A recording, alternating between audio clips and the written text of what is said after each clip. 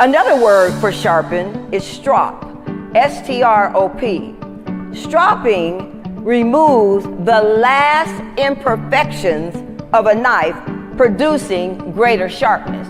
Let me say that again. Stropping means removing the last imperfections of a knife, producing greater sharpness. Now, if you look at our real lives, if you look into the real of our lives, we have many people who don't sharpen us. Actually, you have more people who take from us rather than to give from us. There's more people in our lives who take instead of giving. During the pandemic, if you look around, we have been quarantined since March of 2020. So if you look around during the pandemic, can you evaluate your life right now?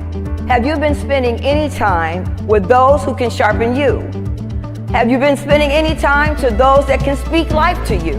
Or have you sharpened anybody? Or have you spoken life into somebody? When you look at the book of Proverbs, it appears at a first glance to be a gathering of random advice. Time in Proverbs. Proverbs is filled with wisdom and advice about how to live godly lives. It's full of advice on how to live a godly life. So if you're looking how to live, look in the book of Proverbs. It'll give you some instructions about living a godly life. Solomon shared about authentic friendship, dealing with friends and family struggles.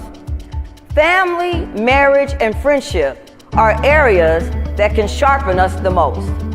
Family, marriage, and friendship are areas that can sharpen us the most. The text names iron rather than the whetstone to denote that one man is of the same nature as another, and that this identity is that which makes mutual action possible and advantageous.